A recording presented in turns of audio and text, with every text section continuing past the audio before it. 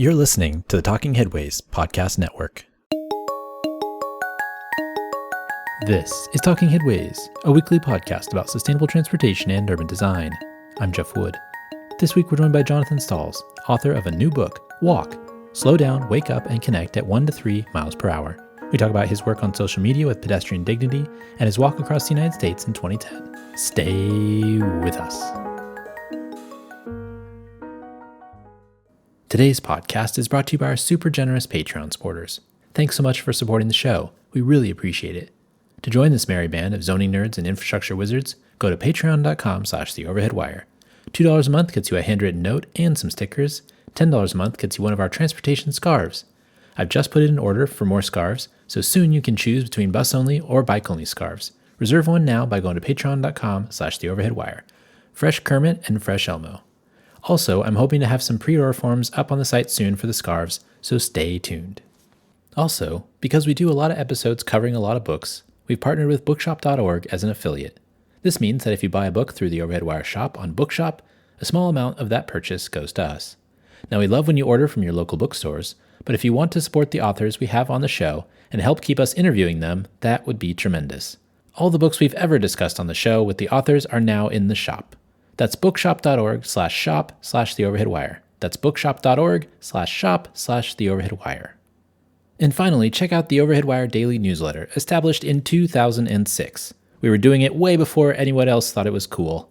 Join thousands of readers and sign up for a 2-week trial at theoverheadwire.com to check it out. That's a 2-week free trial at theoverheadwire.com.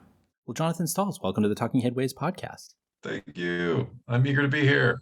Well, thanks for being here. Before we get started, can you tell us a little bit about yourself? So I consider myself a walking artist. So there's a lot of layers to that, a lot of branches out of the tree, as I call it. I spend easily 8 to 15 miles a day on foot, depending. So there's a mix of things happening. I take obviously all my meetings by foot. I'm a pedestrian commuter, so I get around. I'm in Denver, Colorado mostly, but hop around to a lot of places. And so by foot, by bus, transit, all the things. And with that comes, I have sketchbooks in my backpack, and I do a lot of pen and ink drawing. I do poetry and writing and host walking events, walking, rolling events connected to transit with different groups of people, and then do a lot of storytelling and documenting on pedestrian dignity content themes. So, and there's 100 other things, but that's a nutshell of just my work. I have a husband. I'm LGBTQIA. I have this amazing husky dog that is still with me 14 years, who walked across the US with me. And so, yeah, that's a nutshell. I want to get to the pups in a bit. Yeah, You have a lot of references to dogs, which I love in the book and throughout your work. But I kind of want to ask, one of the things I ask a lot of the guests is like, how did they get into what they're into now? So what was the impetus, or what was the first kind of inclination that walking was powerful to you? Was it when you were a kid? Was it when you were older and started kind of realizing some things about yourself? What was the first experience where a walk was like, okay, this is me and this is what I want to do? Yeah.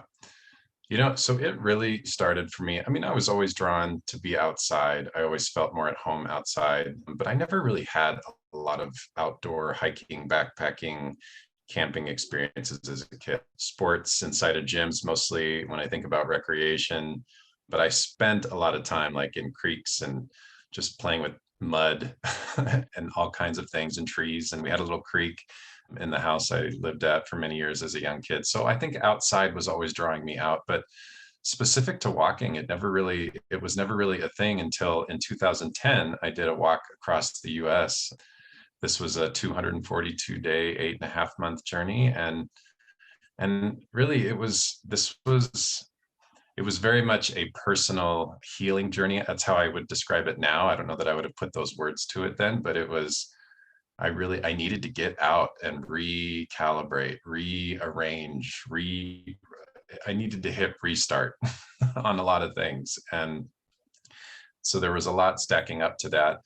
We could spend hours talking about it, but I think just moving into the unknown on day one, not having a clue what I was doing, so open, so eager to learn and to kind of be reshaped by my environment as a pedestrian, as someone walking for days and days and days.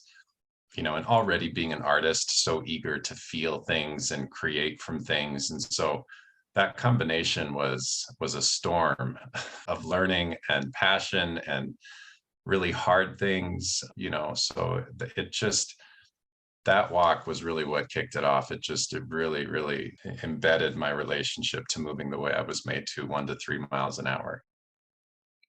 That walk must come back into your memory, I imagine. Is there a number of times a day that you feel like it comes back, or there's things that you connect to from that walk? I mean, it's obviously a long journey, also takes up a lot of time. I'm curious if there's like a daily kind of touchstone that comes back from that long walk across the United States. Yeah, that's a great question. I think one of the things that I connect to a lot actually with it, and I started this walk, I was terrified of a lot of things. I was really struggling with some internal things. This was part of my coming out journey. This was part of I was working through a lot of hard stuff, and I didn't feel strong on the inside, just to simply put it. There's terms like rite of passage, but I always kind of had this frame of I have what it takes, or I don't have what it takes, or I'm afraid. I don't know, where am I going to sleep? Who am I going to meet? What's going to happen throughout this whole day moving through the desert? Am I going to find water? Things like that. So I would say what's interesting is I source that walk a lot when I'm facing, in a day, just something that like, okay, I'm a little unsure of this. I'm not feeling great about this, or I'm nervous about it, or anxiety starts to pick up. I source that walk all the time, thinking about I have what it takes. I've walked across the desert. Jonathan, you've slept under how many highways? You can do this. You got this. You got this. So I source it a lot in those spaces. I think because I'm out walking every day, like it's still with me every day in a way that it's so integrated. I mean, it was a recalibration around how I wanted to move through the world and move with people and move with myself. And so this walking artist frame literally started in 2010 and it hasn't stopped. Well, it seemed like a great journey and a struggle as well. I mean, there's a lot Right, of yeah. a lot of stuff that happened on your journey, but one of the things that stuck out to me were the trail angels, the people that came along and met you along the way and gave you lots of things to think about. The story that pops out at me was the one where the grandmother of a young man who took his own life, she gave you some rocks to pass along as you went to beautiful places, and she didn't know you and you didn't know her, and she just kind of stopped on the side of the road and picked you up and brought you to dinner on Yeah. Easter Sunday. And it's like those types of interactions are amazing and crazy and wonderful and Yeah. a little bit scary even maybe at the start, but Right. it's just something about those people that came out to see you when you're on this journey that makes a huge difference in how you see people generally, I imagine. Yes, it is one of the loudest lessons vibrations from that whole experience and still ongoing. The trail angels, as we call them, if you do long distance walking of any kind, but just even in everyday settings. I mean, just the people that you kind of stumble upon, there's so much. I always kind of frame it in this unhurried pace. I mean, it's connected to even like if you're in a hurry as a pedestrian trying to get somewhere, you can still stumble upon so many things that you wouldn't necessarily in a car. But there's so much like that family. And, I stayed with 120 strangers on that cross country walk. And so thinking about 120 different stories, backgrounds, religions, races, sexual orientations, belief systems, categories, at the end of the day, like we're sharing these really really simple moments and having these common ground connection experiences simply because I'm moving through in a more unhurried way is how I like to frame it. But yeah, profound and so human too. Yeah, and human's a good way to describe it, but also natural. I think, Right. your interactions with dogs and with Yeah. birds and trees and all that stuff. I mean, that's, you mentioned in the book laying under trees and feeling them and understanding them and tree bathing and all those things that, I mean, I've read about and I understand and I kind of felt them myself, but there's something different about interacting with humans and then interacting with nature and humans in nature. Yeah, there's so much there. Yes, it's just it's one of the things where, I have this drawing that I really love. It's in the book and it's this drawing, I call it kind of going into relationship with, and I kind of it breaks out into different areas like rivers and streams, skies and storms and sunsets and trees and the natural world and critters and birds and people and humans and other beings, but just this we all, I think, carry all these complex things inside of us. And I think about human evolution. I think about many people groups still to this day that move through spaces and land in a more migratory sort of way, but just to actually being in relationship with the things that are outside of our screens and our walls, in a sense. I mean, we can still obviously dogs and cats and pets and plants, but these things that are just kind of bursting with life and kind of having those with you, with me in an intentional way. My gosh, it helps carry hard and stressful things, these things that I believe see us as we move through the world in an unhurried way, that the trees are helping us breathe and they see us. The sky is kind of reminding us to be open, to dream, to see and be in the spaces between. The water reminds us of flow and rushing and resting spaces. So I just find so much nourishment in moving through the world. And even in a city where there's kind of more of a buzz of family and elders and mixed, hurried, trips, kind of all co-creating this story. I just love it. Well, it kind of creates a safety. And I think that was another Yeah. theme that permeated the book, but also not being safe. I mean, almost get run over by a truck, Right. the experiences that you have on your TikTok channel, those types of things. I'm wondering how safe you feel on walks generally. In nature, it's easy to be safe because you're among the trees and everything else. But on roads, when you're interacting with vehicles and 2-ton, giants, how often do you feel safe? It's a great question. And, the safety piece is so huge. And I'm always thinking about being a white man in the world and being of any other race or gender or orientation or someone with a disability of various kinds, like moving through. Safety is just this. I mean, it's a huge, important, complicated, rough edge. And I think, especially thinking about built environment and car-centric built environment, in terms of how that edge just continues to be rough, continues to be really disconnected from humble human frames moving through space and time. And so, yeah, I had never done any urban planning study, public health study, engineering study prior to this walk. I had a mixed experience growing up, both in cars and on transit, but I just hadn't had a heavy lens on pedestrian mobility. And this was I don't know how many degrees on lived experience education related to, and this connects to the campaign that I work on a lot, Pedestrian Dignity, the dignity of a human body moving from A to B.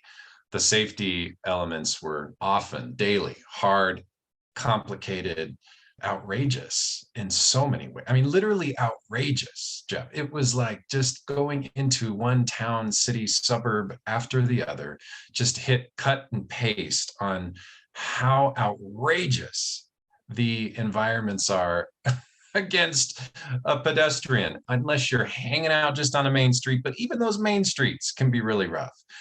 If you're hanging out in an urban core, you get a little closer, but even those urban cores can be so disconnected, thinking about public restrooms and access to water and seating and full accessibility for all mobility users. It was just, I'm somebody that carries energy in my body. As you can tell, I get loud and I grunt. And so I just was like, all the time on this walk. Very much the beauty, as we talked about, the trees and the sky and the people and the flow, but then obviously the slam contrast of literally being bypassed, unseen, sprayed, almost ran over, an uncountable number of times. That kind of leads to pedestrian dignity. Can you tell me more about that and where that came from and how you're processing that now? Yeah, gosh. So when I did this long walk, a lot of my journey started there. And so after that long walk, what I really cared about, which was at the front of the line, was just how can I be a part of weaving more people moving the way we're made to move, for connection to land, to others, to self. I wanted to get into creative exploration. I started this organization group project called Walk to Connect. That was kind of going into 2011, 2012. And one of the branches of Walk to Connect was, from the very beginning, was to invite different decision makers, planners, people who are kind of leaning into a professional path related to transportation, into kind of lived, embodied pedestrian mobility around the very plans, the districts they help represent, and obviously doing that with residents and different people and just experimenting a lot with that for years. And as I got on a lot of the committees for pedestrian, just pedestrian planning, and just joined a lot of the meetings and info sessions and community engagement sessions, I found myself over and over and over and over and over just trying to articulate or explain, or I was getting really the activist, the grunting person who's not, it's just not okay, was getting louder and louder inside me. And so as an artist, I'm like, okay, I have to come up, I have to channel this, or I'm going to just yell in meetings and I don't find that all that helpful sometimes. Sometimes it needs to happen, but it's just, how can I as an artist channel, honestly, some of the rage that I feel, the absolutely outrageous reality that a pedestrian can't safely navigate practical spaces in a safe and comfortable, and for our planet, for all the reasons. And so the rage I feel, but also like the beauty and the opportunity and the benefits, like the positive invitations related to moving the way we're made to. I wanted to create around those things. So the last 3-4 years, as I kind of moved not fully away from Walk to Connect, but kind of rearranged my relationship to that project, I wanted to free up artistic expression. So I started under the container of this intrinsic paths is kind of my artwork framework, and Pedestrian Dignity is a project of that art expression that I'm constantly moving with. And I told myself from the beginning with Pedestrian Dignity, this is going to be unapologetic.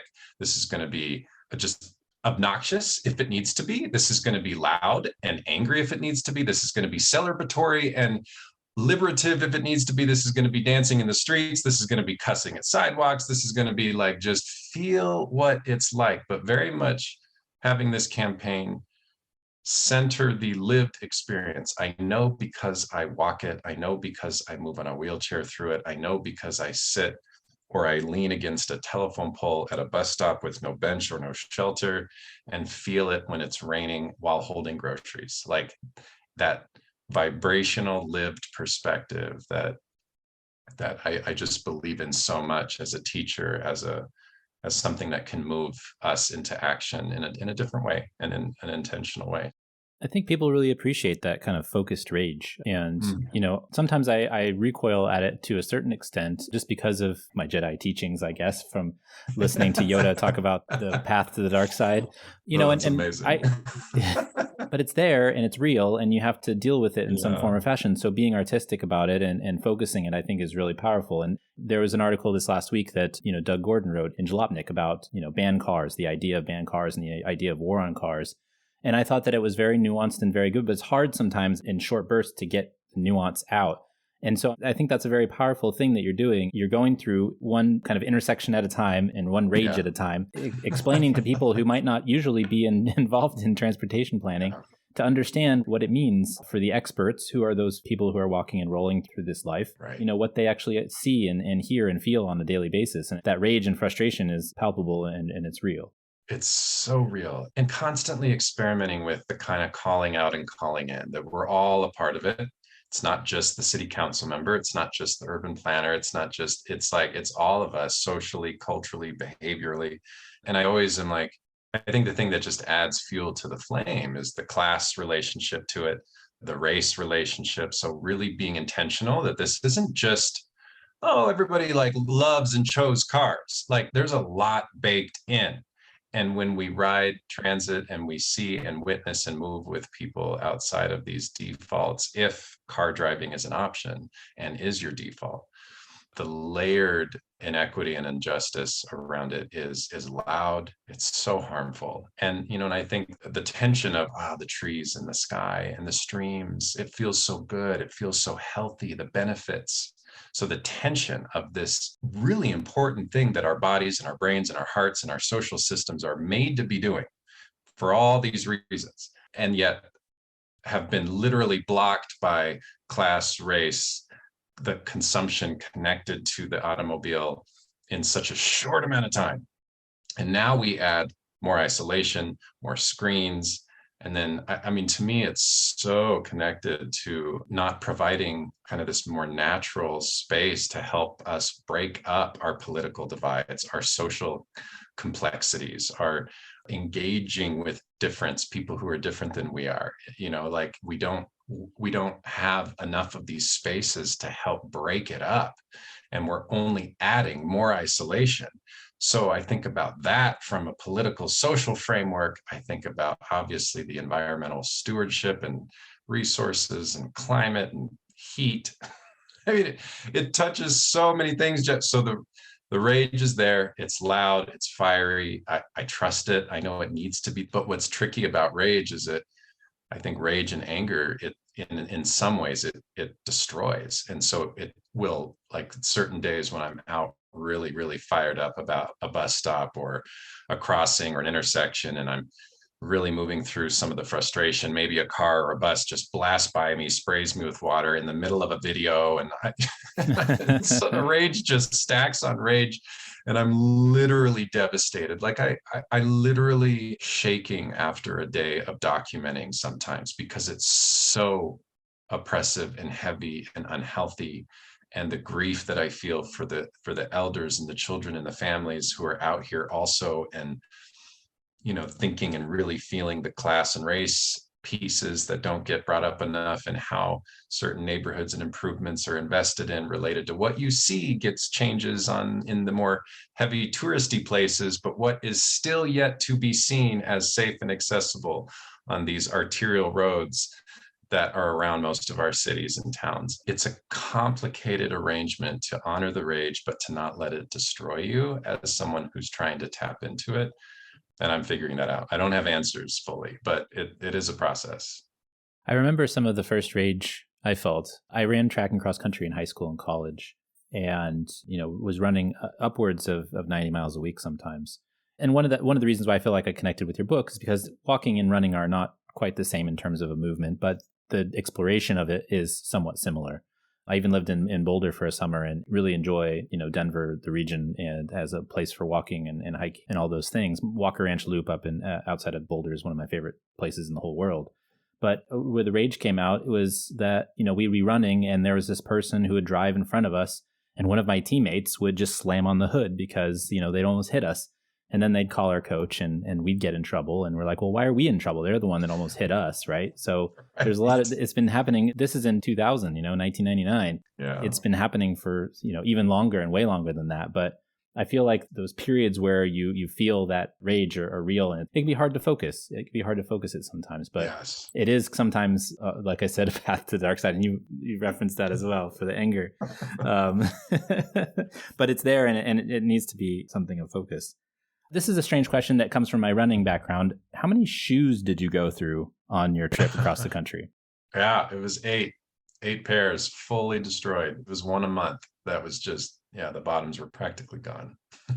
I just know that for us, I noticed this for me too, and it was probably a little bit less mileage on my shoes than yours when you're walking, but 500 miles was the limit of shoes. Yeah. And then your knees start to hurt and you start to feel the pain of that travel. Exactly. What did you do with the shoes when you're done? You just toss them, or did you bury them, or did you It's a really good question. A shrine for them? I totally did that with some of them because they were, yes, you have a relationship with these things. This is part of your house when you're moving in that way. So yeah, I definitely had funny moments of just revering what they brought into my existence for a month. I did have my sister-in-law wanted a pair. The last pair wanted me to send them to him because she made a beautiful like art piece out of the bottoms, cut them up, and did all this cool stuff with them. So yeah, there were definitely fun things to do. And yeah, to your point, like I just knew after that 4 or 5 week time frame, my knees, my back, my hip was like, all right, they're done. So they may not visually be falling off, but you just knew they were done. Yeah. Something people wouldn't usually learn from a podcast about walking and transportation, right. But the midsoles on those shoes are what goes first before any of the outwardly visual things. So if you're finding that you've had a pair of shoes for a really long time walking and you feel like you're just kind of like you're not as bouncy as you used to be, it might be your shoes, and it might be time to replace them, and it might change your outlook on life. I really believe that. That's a huge thing that people don't think about it very much when they're thinking about walking, right? Exactly.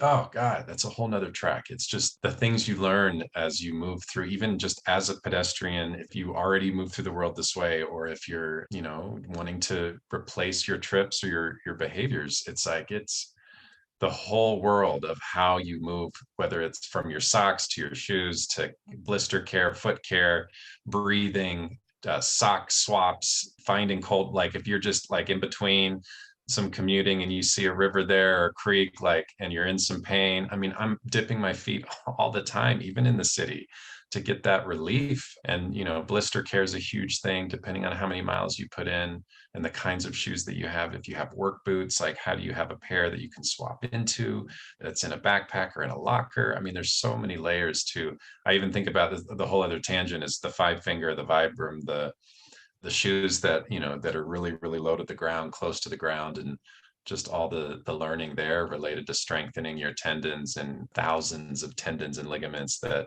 are really made to support the weight of our body, walking toe heel instead of the pounding straight down we do in regular shoes. And so much to learn there. Yeah, we could do a whole episode about shoes. I've been there and done that many times with all the running that I did. There's also a story in the book about a CDOT employee finally getting what you're talking about after a walk. And I'm wondering how often that happens, where you have people who are professionals, but they don't experience the world that they are designing until you bring them there. Yes, all the time. Jeff, it's literally what moved me probably primarily to really just dive into this pedestrian dignity project with more attention and experimentation, was just how can I be as creative as possible with whatever capacity I have and the tools that I'm experimenting with to invite, inspire, shake up, and again, not just rage, but also from an inspiration space, like a collaboration with neighbors and elders, people in anyone's network who depends on moving as a pedestrian or someone on a wheelchair, or people who take the bus near you, around you, the benefits that we've talked about of moving this way, all those things. And so that, I think the confidence to do that in a way of teaching and education as a formal, like, this is a strategy, this is a branch in the big kind of advocacy, education, urban planning, public health, sustainability related to transportation. This is a legitimate way of bringing in embodied education because of all the events that I've hosted, hosted with transportation engineers, planners, city council, different people making big decisions and representing big community decisions on transportation. How many times? It feels like hundreds, where that kind of the specific quote from that CDOT walk that just captured it so clearly for me. The words that she used. For some context, this was an event in Denver, the Colorado Department of Transportation, a lot of staff from our state DOT and from the city of Denver, and from we had residents with us, we had other local advocacy groups with us. It was about 25 people. It was a solid group, and the whole purpose of the event was exactly what I kind of riff on with Pedestrian Dignity all the time. Is an event that's centered on the lived experience, centered on all who have no choice but to be out here, and centering the pedestrian mobility framework on these practical corridors where they're dotted with, really busy practical bus routes, destinations like grocery stores, human resource centers, things like that, schools. And so we took this group out. At the beginning, there was some doubt, and there was kind of like, I'm kind of on a time crunch. I gotta we kind of have to do some things coming from the agencies that were kind of checking a box. And I'm like, well, okay, grateful you're here, and let's move, be open. And I kind of plant some good seeds. Halfway through this event, the CDOT staff member comes up to me and says, because we were at the beginning of this walk, we were talking about walking pedestrianism as a choice. They had just rolled out a campaign where make the healthy choice of walking, and I just was like, I'm going to also just share, there are millions, y'all. I know we're all learning. So I'm not throwing daggers at you individually, but we need to be with, and I hope we can be with this on this event, that there are millions that can't financially, legally, and physically drive a car. And so you need to be with this. It's not a choice for millions of people. So halfway through this event, the CDOT staff members specifically, but others, and this happens all the time on these different events, but very specifically came up to me and said, we were trying to coordinate how we were going to leave early. I was struggling with what you were framing around walking as a choice and some of the things we've been doing with this campaign. And now I have to apologize to you because I get it. I feel it. I'm experiencing this in a way that I've never experienced it before. And it's horrible witnessing the grandmother, because we all witnessed a grandmother easily. I say grandmother, elder, holding 6 bags of grocery bags in the middle of the median crossing Federal Boulevard, which is one of our big arterial streets, roads in the city. And everybody on our walk witnessed this elder literally shaking, holding these grocery bags, trying to get to the other bus stop on the other side of the road. And she was like, so I apologize for that. And I just told my colleagues, and we kind of all agreed we're going to stay for the whole thing. We canceled our evening meetings. And I just want to share with you that for 20 years, I have had an intellectual relationship to transportation. And so that last sentence, for 20 years, I've had an intellectual relationship to transportation, was the exact kind of quick cut and paste sentence that really informs so much of what happens within pedestrian dignity experimenting. Yeah, I've been on Colfax. Oh yeah, and Federal a number of times, and I understand, and hopefully, some of the work that you're doing can help fix some of those roads. But those are major roads. I mean, there's so many minor ones that are around the country that are like that, and it's super frustrating. One of the stories that I wanted to talk to you about was, I think it was in Spain, and you were with sheep, and it was very powerful with sheep and dogs. I want to kind of understand, like, how are you able to convene? Is that the right word? Connect, coexist with animals. I love animals, don't get me wrong, but I've never gotten a sheep herding dog to appreciate me in the wild. And I've never tried, but I just found that so powerful, is the connections there with nature and, animals. I'm so grateful you asked that question. I think this is where it's kind of back to some of that tension that we were describing or talking or kind of riffing on, related to the trees and the streams and the gifts and the beauties, these kind of inherent, hence the name of a lot of my artwork, intrinsic. And I truly hope, this is me constantly experimenting. I'm struggling with this stuff all the time. This is not, there's not so much about answers, but it's just really trying to break up the defaults and I always think of the term separation a lot. I think of that word a lot in my work. What is trying to separate me from you? Me and you other human, me and you other animal, creature, trees, sky, these very natural elements that share an ecosystem together. And so I think about that tension of what is blocking or keeping us from being in relationship to the natural world, and the lessons and the relational spaces that kind of move in between us all, human, non-human. And because I think there's so much that keeps humans at the center of everything in our thinking and our planning and our doing. And when I think about urban planning or systems around transportation, I think about these habitats, these animal habitats, bird migratory habitats, all these different habitats that are navigating and depending on any number of landscapes and resources that can so easily just get paved over with parking lots and wide, fast roadways without any accountability to the impact on the habitat. And so to your question of the sheep and the sheepdogs, when I'm on these, I'm very intentional about long, unhurried walks. Ever since my walk across the US in 2010, I just, for my own mental health, for my own reconnecting, for my own kind of grounding, it's like I want extended, longer distance, spacious walks that, and this could be just on a Saturday. This doesn't need to be like weeks. This is just leaving the door at 8 a.m. and not getting back till sunset, and just purely being open and available to these many relationships that exist outside of wherever I'm going to move through. And so the story that you're referencing is from the Camino de Santiago. So I was on this really long walk across Spain, and I had tons of time to move with these different things. And so just the trust and the spaciousness to like, all right, like this is a moment. And I think it connects to presence a lot, like just this invitation of being present, not from a higher than thou place, but just from like, just slowing down just slowing down to be with what is around me.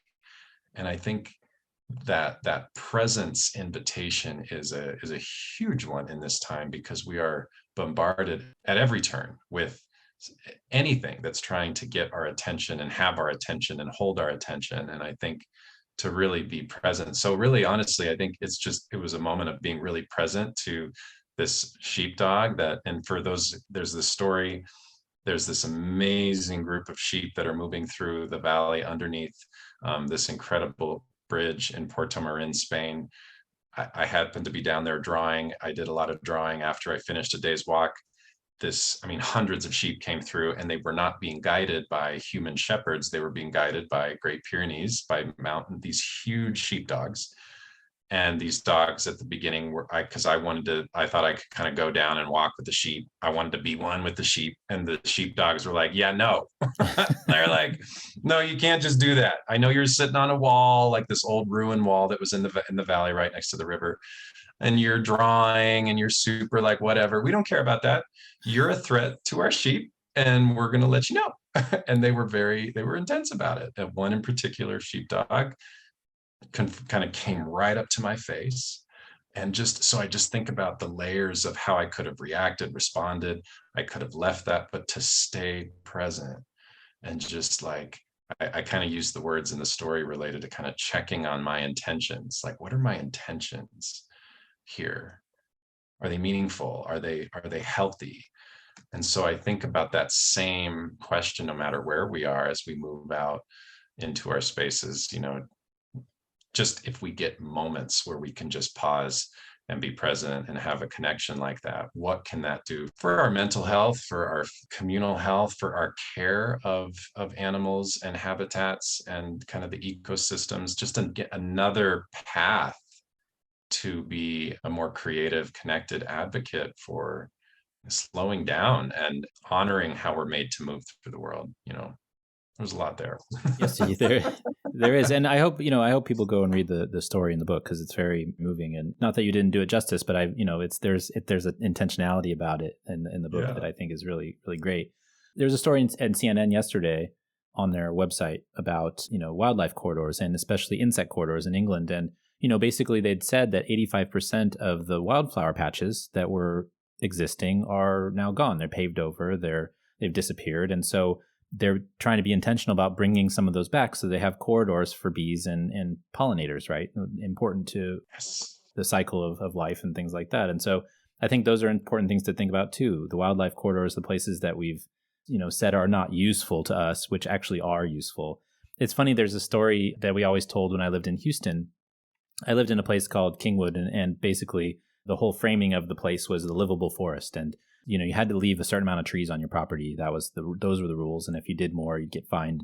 And it was a beautiful place. There was lots of trails. There were trees everywhere. But if you went over the border to the next town over, basically there was a sign. There would be signs on property, and they'd be say for sale. And then it would be improved land. And then basically improvement was that they wiped out all the trees on the land, which doesn't help anybody or anything.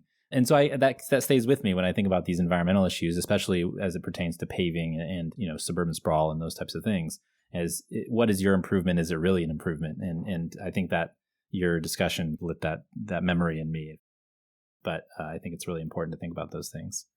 I've got 2 more questions for you. Yes. How much extra healing do you think walking provided during the pandemic? I know we have slow streets and we have open streets and we have a lot of things that happen. And I think one of the ways that people were able to get out of the house and do something was go for a walk, and maybe more so than they thought before. Do you have any information about how many people actually got out, or did you feel the difference in the amount of people walking and getting out and participating in the urban environment in that way? Yeah, good question.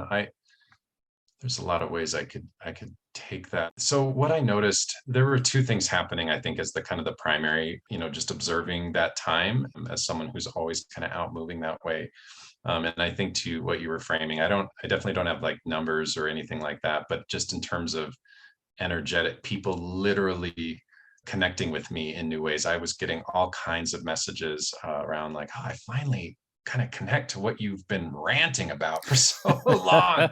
Or like, gosh, man, like all that like walking and healing stuff, like I'm actually feeling that right now. Like I have time to just be with stuff that's stressful or complex, or even just be creative. I think one of the things that has been a real, gift, using for not everybody, but for some people, when they've just been forced to slow down, shut down certain things, like there's been a lot of creativity that's come from people walking more because of all the specific neuroscience related to creativity and moving the way we're made to, what happens when we create new neural pathways. And also I was getting a lot of messages and feeling a lot of energy related to a lot of creative stuff was coming out of this time, and connecting it to people moving and slowing down and letting those things kind of do what we're made to be doing. And so just how can we bring this more into our toolkits and practices for how we be more creative around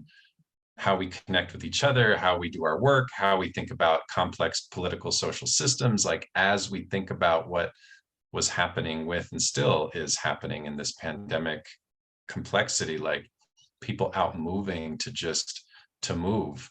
What are some of those maybe not as conscious byproducts, not making the connection, kind of like with a lot of people who love college, but they're not making the connection that college was also really walkable often and accessible. And like, I love Europe, oh, but not making the connection that certain places, not all of Europe, I'm not on that train. There's a lot of unsafe places in Europe, let's be real.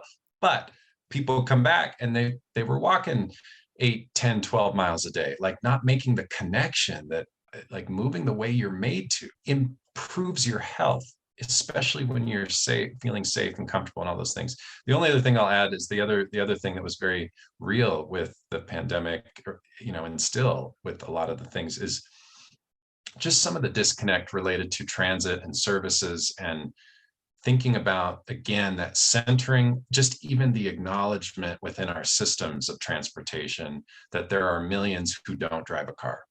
And so I think about not only the systems of transportation themselves, but private companies. How many restaurants, how many banks became drive-through only? Like you think about all these different entities and, systems that people depend on for food and everyday life situations that just assumed everyone should or was moving around in single occupant vehicles. And I think that also became really loud. Like, where are we completely shutting down where there was access without centering or being aware that there are people, millions, who now have no choice but to access whatever it was? Or how have we not been prepared to support people who are moving this way and aren't driving cars in a whole new way that's safe and healthy? So I think it just, in some ways it lit a fire under what's missing to support an entire population that maybe wants to walk more, or that has already been walking and grinding every day to get by. All right, last one. So at the start of my copy of the book, there's praise from our actually mutual friend, Antonia Melchick, and also Paul Solopik. And I've been following him in National Geographic for years. Obviously, he's been on his journey for years. And I hope that when he comes through the West Coast, I thought about this before, but reading your book made me think of it even more. I probably should I want to hop on wherever I can on the West Coast with him for just at least a little bit. Yes. But, he's going from the Rift Valley all the way to Tierra del Fuego on the south of South America, his Out of Eden walk. I'm curious, what your thoughts are on his journey and, walking such long distances in general. Obviously, you did across the country. This one is across the world. What are your thoughts on that journey and where he's going and where he's been? And I know that I imagine you've probably followed it, maybe as much as I have, but I just think it's a fascinating thought about humans and our kind of evolution and mobility, thinking about that on that level, on the trail, on your feet. Yes. Oh my gosh. Yeah. Love witnessing different pieces of his journey. And just, whenever I'm catching different creatives who are out there, just people out there who are doing these longer distance, longer form, just walks that unfold with stories and connection and learnings and relationships. And it's never perfect. It's never whatever perfect is, it's not real. Like there's just I always root into like this complexity of bypass. Like I use the word bypassing a lot in the book. And so like, I think just when we think about automobile transportation or flying in some ways, and, again, not I fly, I hop in a car all the time. This is not above thou messaging. This is just being with this bypassing of culture, of land, of a story of like the inner journey, the story of us, the big story of us, people who are different than we are, cultures, religions, foods, joy, but also like all the common ground when we can access a way of being that is available to it. And I keep thinking of all these micro moments that Paul and others have, where you see these stories that are just unfolding over days, hours at a time. People who are observing his journey, just getting the glimpses, they're getting like the sound bites, but the hours of trust that get built because of approaching a connection or a landscape or with unhurried, I call it humility, just because the walking and unhurried, like walking stance to me is humble by nature in a lot of ways. And so you're approaching a situation or a community or a relationship or a landscape with just your body. And so there's this kind of humble openness that I just love about long distance, because you're allowing yourself to really let it in, and you're allowing other communities and other people to let you into their space because of your body moving through this story in a way that's not bypassing it, not rushing past it, not needing something from it, not transacting with it, not extracting from it, just moving with it. I just find that to be profound as a practice, so I think what Paul is doing and others who do it with such intention and trust, touching and tapping into things that, again, they're not gimmicky. They're not this, hey, it's this new cool thing to do long walks. It's like, this is, y'all, this is what, if we really break down what the human body, mind, heart, and collective is wired to be doing more of as a human way of being, then we would be doing a lot more. I mean, we would be, have been, are, depending on where you are in the world, walking 8 to 10 miles a day through our communities with each other and with all the complex things that go on the inside. And so I think this care of self, care of other, care of earth it will show up. And I think that's what you see in Paul's journey. I think that's what you see often in longer distance experiences. And I think that's one thing I'm always experimenting with Intrinsic Paths, and I'm always going on, like for the book, I'm doing a long walk it releases August 16th. So I'm doing a long walk from Providence, Rhode Island to New York City, starting on August 26th, just because I've wanted to always walk on the East Coast. And if I'm going to write a book on walking, I'm going to be out walking. I just got back from a 6-day experience from Grand Junction to Moab, just to be in creative process with the desert and to kind of get, have the canyons challenge me a little bit. Like, anyway, there's just a constant invitation there, I think, for us to be with people and landscapes and ourselves at that pace for days at a time, if we're able to do it. Speaking of desert, I've driven Highway 50, by the way. Yeah, that's awesome. So through Nevada, you drove that? Yeah, Highway 50 through Nevada. I drove from California to Colorado. Yeah. And Highway 50, and I won't tell you how fast I was going on that road or how far I got in a certain amount of time. 300 miles in 3 hours, but oh my gosh, that's amazing! Wow, it's a road. I'll say that it's a road. It is pretty amazing. Yo, such an intent. I just loved it. My favorite part of the journey. Oh my gosh, yes. Crazy. Well, the book is called Walk, Slow Down, Wake Up, and Connect at 1 to 3 miles per hour, Inclusive Stories and Practices. Jonathan, where can folks find the book when it comes out? I know it's not out yet, but it'll be out in August, right? Yes, thank you. Yeah, it releases August 16th. You can find it at really anywhere where books are sold online. North Atlantic Books is the publisher, so going to the publisher site is always wonderful. It's distributed through Penguin Random House, so it'll be, a lot of indie bookstores. Check with your local bookstore, but definitely online through the publisher, North Atlantic Books. Awesome. And where can folks find you if you want to be found online? Yeah. So Intrinsic Paths is my website. That's kind of where I host. I'll have book events listed on there, and it's where I have all my pen and ink artwork, which is also dotted throughout the book. So Intrinsic Paths is the home. You can find Intrinsic Paths on Instagram, Facebook, all the social media. And Pedestrian Dignity is primarily on Instagram and TikTok. Y'all, I'm 39 and I'm on TikTok and I'm trying and I love it. It's wild. It's a wild place, but be curious and lean in. Check it out on TikTok. I'm also on Twitter too with Pedestrian Dignity. And then my primary way of supporting my creative work as a walking artist is through Patreon. So you can look up Intrinsic Paths on Patreon if you want to support my work. Awesome. Well, Jonathan, thanks so much for joining us. Thanks so much for writing the book. I hope folks go out and get it. It's an exploration of life and love and walking. Appreciate it. Hope you Awesome. Have a good one. And thanks for joining us. Cool. Thank you, Jeff.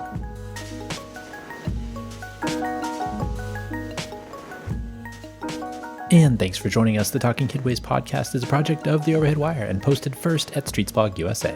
Thanks to our wonderful Patreon supporters for sponsoring this show and Mondays at The Overhead Wire. You can support the show by going to patreon.com/theoverheadwire. You can sign up for our 15-year-old newsletter at theoverheadwire.com. And you can listen to the show on your podcatcher of choice, including Spotify, Stitcher, SoundCloud, iHeartRadio, and Apple Podcasts. And if you can't find it there, you can always find it at its original home at usa.streetsblog.org. We'll see you next time at Talking Kidways.